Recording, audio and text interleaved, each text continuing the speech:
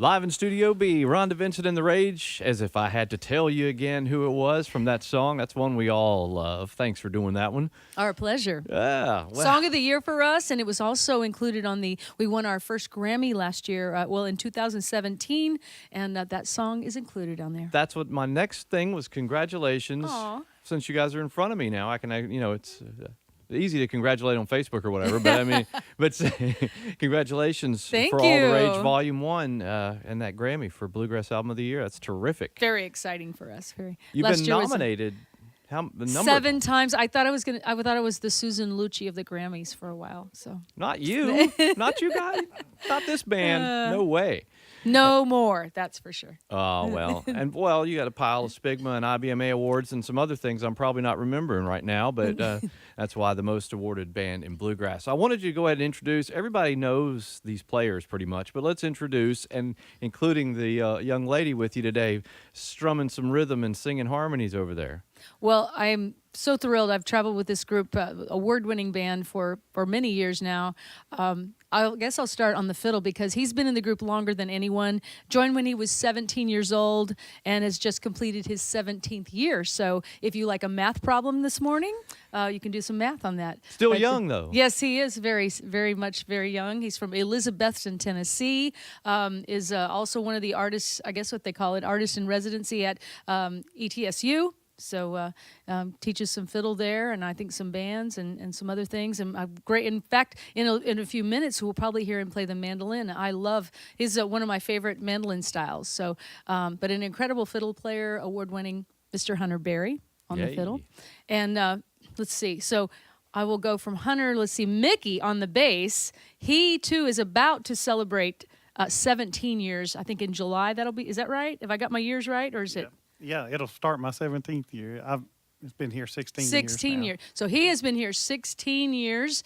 He's from Murfreesboro, Tennessee. Mickey grew up in a musical family much like I did. His uncle Carl Tipton had a very popular television show in the Nashville area. He just grew up around Grand Ole Opry stars and all of these incredible musicians. I think he said even Johnny Cash was on the TV show at one time. So he knows most of them and used to live near Jimmy C. Newman. He said he could hear a little across the pasture once in a while, but incredible musician, plays all the instruments, though he plays the bass in the group, and we switch around occasionally, sings all the different parts. He's also a featured artist, has his own CDs, solo CDs. This is Mickey Harris on the bass Great today. to be here.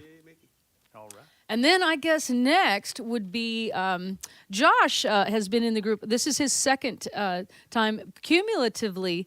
He's been here 10 years. Wow. And he is from the bluegrass state of Kentucky. An amazing instrumentalist because we all switch around. We all play the different instruments, sing all the parts. Josh plays those instruments like no other. He just plays them all equally well.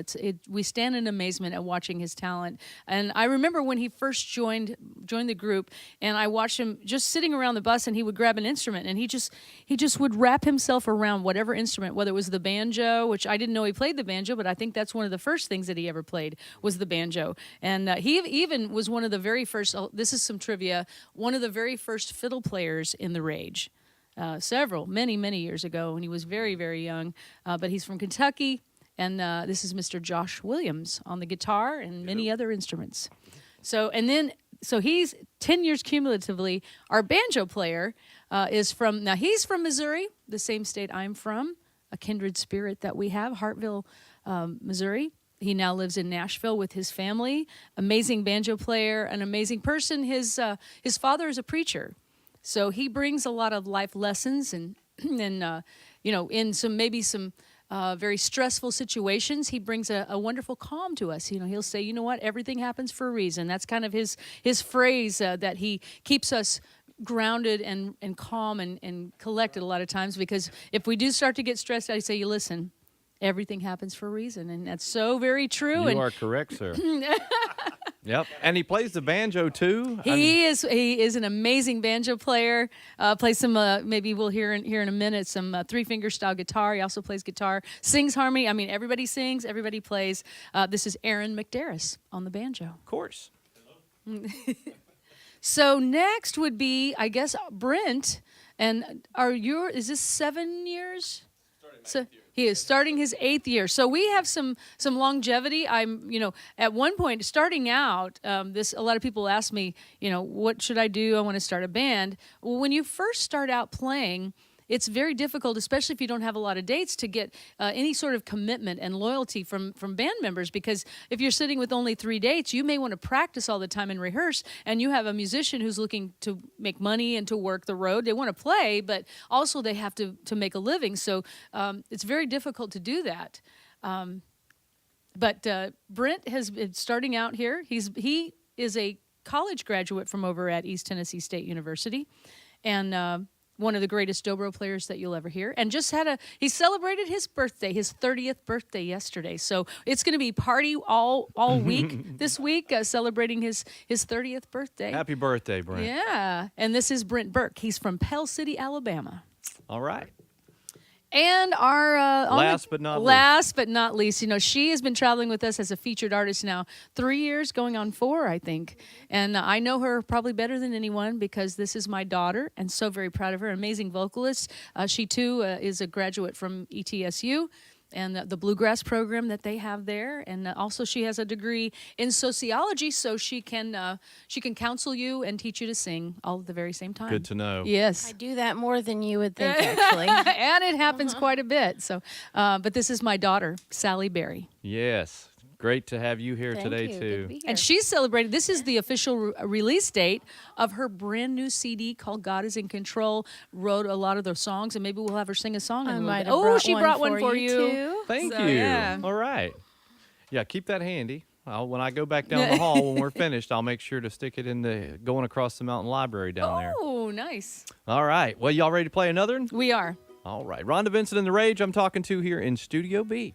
We last year, 17-18 was an amazing year for us. Won in the Grammy, and soon after that, we had the opportunity to record a song for the Elton John, Bernie Taupin, the tribute CD, and we got to do a duet with Dolly. And so we'll have Sally sing Dolly's part, and that.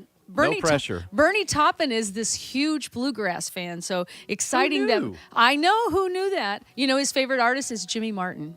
Get out of he town. And so I have dinner with Bernie, and he'll go, "Tell me about Jimmy Martin." It's like, well, that guy was crazy, but he was really awesome too. Well, He was a great that's singer. ironic. I bet Bernie and I could talk a little because when I haven't done it lately because everybody's been coming to Studio B, but when a lot of the artists would come here and I had to host them in the Air Studio, I would always ask for, if it was an artist who had been around a while, in Jimmy Martin's lifetime, I'd ask for a Jimmy Martin story. Oh, if, you knew they had one, yeah. if they could tell it on the air. Oh, yeah, that's There true, was too. some they could not. I believe it. I But believe anyway. it. But so we were I love how the genres of music, come together, and to have a song that written by Bernie and Elton was pretty amazing. And this one is not.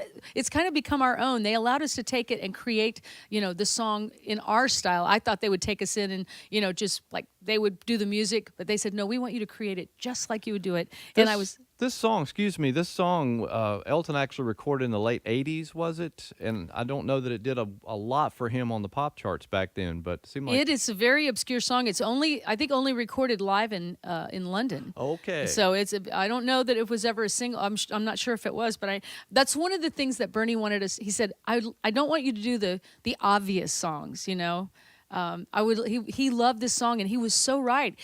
I was afraid to sing it. They wanted us to do a duet with Dolly, and I thought it said, "Let me go home with you."